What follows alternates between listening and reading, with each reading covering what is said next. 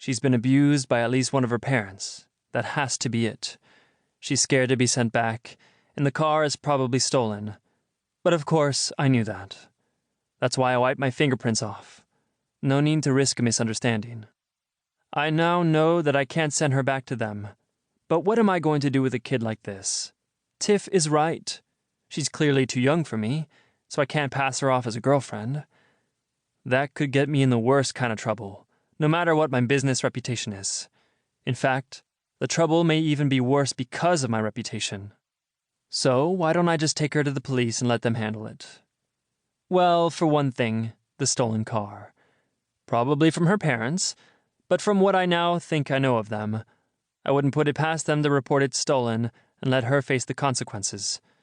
So I'm not inclined to involve the police, but the option is still open. I need to know more. The girl is so tight-lipped that I'm pretty sure it's going to take a while to get her to open up. Maybe I should take Tiff into my confidence and let her work on M. Tiff will want to know the kid isn't a drug addict or some kind of criminal before she agrees to help, though. I remember the 3rd degree she put me through 6 years ago. I'll just have to keep digging and hope I'm not making a huge mistake.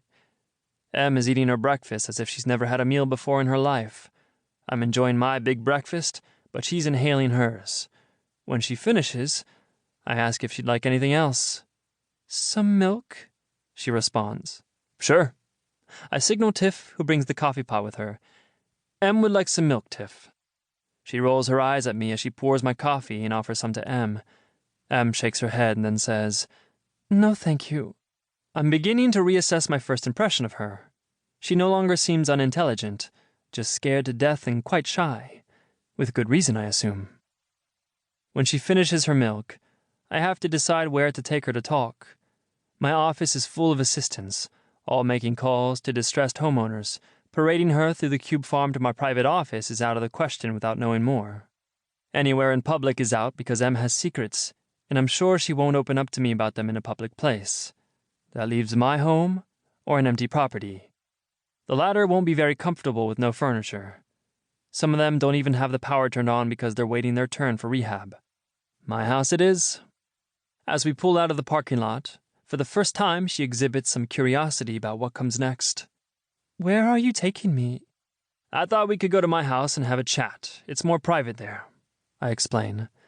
The look of alarm that crosses her face pierces my heart. I pull over to the curb and face her. "Look, kid, you're in trouble. I know something about that. I was in trouble once myself. I'd like to help you if I can, but there are some things I need to know first. If we can have a chat, and if you can reassure me that by helping you I won't be involved in a criminal act, maybe we can figure out what you should do next. Fair enough?" She seems to consider it, before slumping as if she has no hope. "I guess so."